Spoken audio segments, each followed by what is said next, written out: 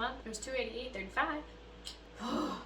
Food, $213.58. Even worse. Hi friend, welcome back to my channel. It has been a minute. In the month of June, I had a little bit of May too.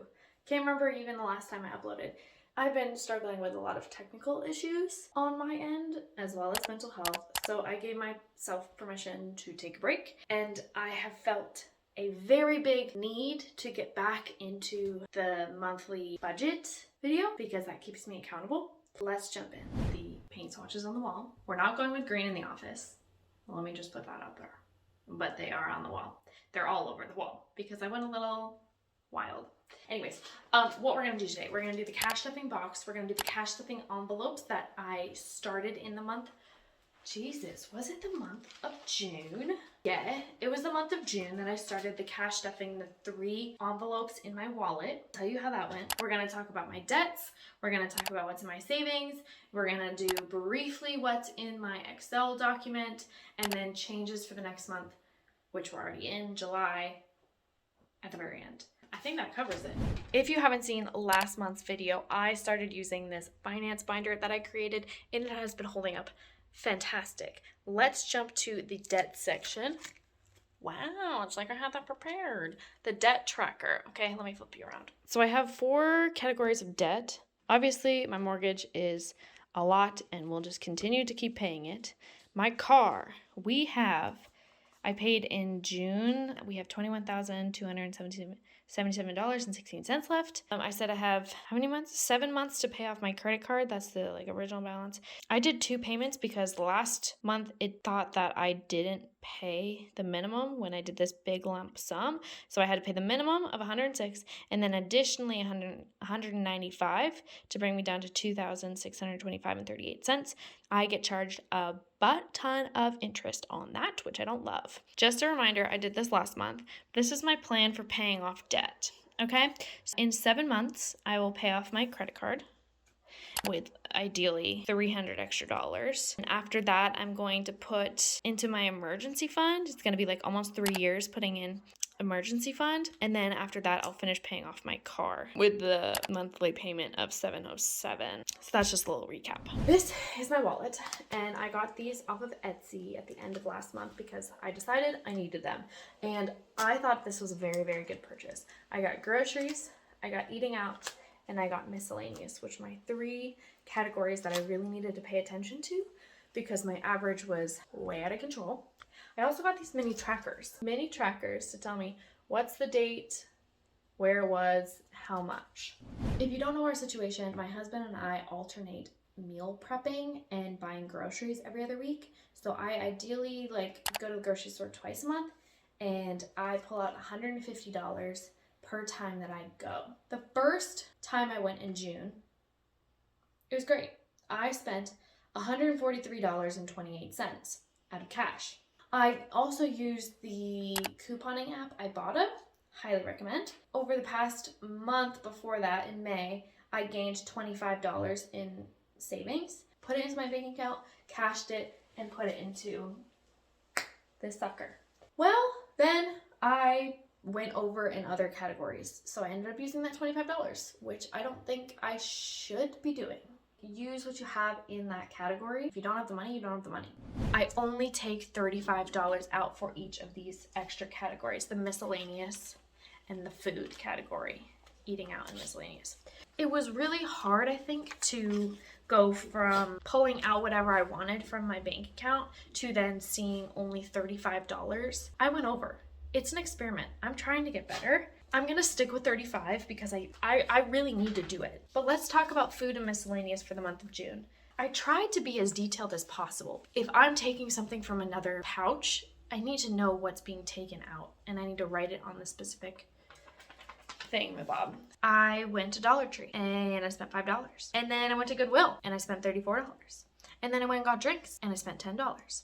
And then I went to Wendy's and I spent $9 from this category and then 45 cents from another category. Food, started with 35. Great. $2 out, and I don't know why. I didn't write it down. See, that was my first thing, and I was like, the hell is that? Then I spent $6.25 at bowling. Brought me down to $26.75. Then I went to a grocery store and I bought $6.25. Starbucks $3.66. Coffee $3.81. Wendy's $6.53. Dollar Tree $1.80. That was the first half. I also marked it like that line is like first half and second half. That's all within bounds.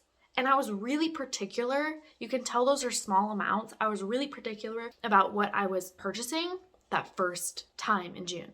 The second time in June, okay, then we went camping and we went and got burgers beforehand. And that was the first purchase in the second half of the 35. I spent $44.92. And then I got coffee, $8.92. So I'm at $18.84 over 35 bucks. And then I went to Wendy's and I spent $1. That must have been that 45 cents in grocery. Miscellaneous. This has a little bit of food mixed in also because I can't control myself apparently. Okay, this is what that looks like. Oh, I wrote over food. Thank you, Pastor Erin, for writing this down. I wrote over food. So I took from the miscellaneous category for that like burger thing, but I'm also over $9.33. We are already in the month of July, and I can say with an update, I'm not doing any better. Yeah, I'm not doing any better. Still hopeful that it'll get better. Let's circle back to how much I went over in these categories that I used on my debit card, because there's even more. I went over in these categories, and I still went over on my debit card. I'm just gonna pan, and I'll be right there. Look who it is!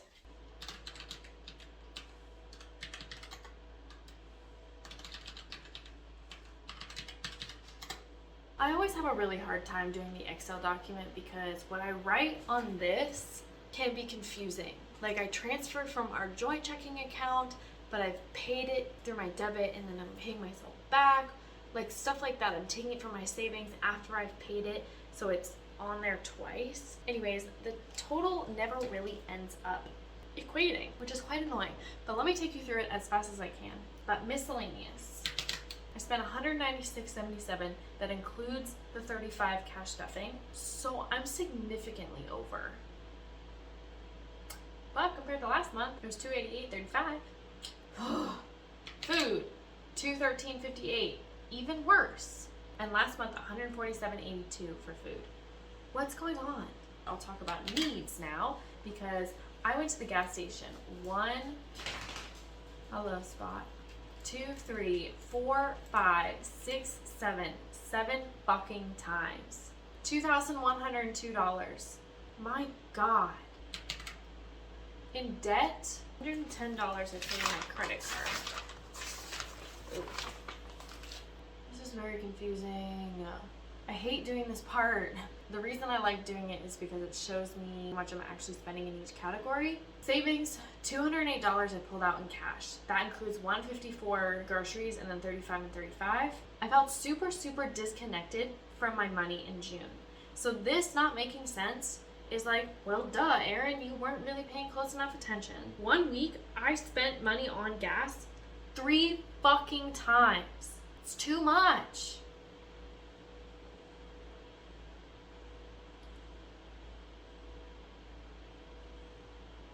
I don't really understand the savings, so I'm just gonna move past it. Income was $4,704. I got things back from Ibotta. I got things from State Farm, Amazon return. I took money out of my gifts account. I got paid 3 times this month, which is the only thing that saved me. Honestly, I'm not gonna do the ending total because I'm just confused and frustrated. Like, I don't understand what the fucking root cause of this is. Just thinking that the money's always gonna be there. I would like to fucking pay off my debt. But like, if I get fired or if the company goes under, I'm fucked. I'm not even gonna take you through what's in my savings right now because it's nothing. It's the same as last time. It's $1 there, $1 there, and $1 there. Retirement and high yield savings account have stayed the exact same. I haven't been able to put any money towards it. And I wasn't even able to put an extra $300 towards my credit card and be on track with that. I'm upset. Part of me is like, don't be hard on yourself. But part of me is like, Erin, get it fucking together. Do I need to be doing check-ins daily? I really missed making this kind of video because it shows me what the fuck did you do? But I feel like it's after the fact. I feel like the damage has already been done. I think what I'm gonna do, technology pending, I want to do weekly checkups and keep myself accountable. If I feel like I'm about to spend something, I need to like turn the camera on and be like, wait a second, think about it. Why do you want this? Because I need to get to the root cause and I need to stop the impulse before it happens. It's not even just about financial freedom at this point. Why can't I stick to this? Why do I feel the need to pull out the plastic to spend on something that doesn't serve me? Why am I doing that? Hi, cutie. I'm gonna check in at the grocery store. I'm gonna check in how many times I've been to the gas station. I also am starting to get cash back for using Upside for gas. Wow. I'm upset I'm still at this point. It's been 6 months. Sorry to end it on a bad note, I guess, but that was the month of June. I have a lot to change. I'm sick of feeling this bad about it. You know what I mean? I just want to get better and stick to a plan, stick to my plan. Let me know down below if you are having a struggle like me with your finances, so I'm not alone, or share a win. Anyways, you'll see me in the next one. Bye-bye.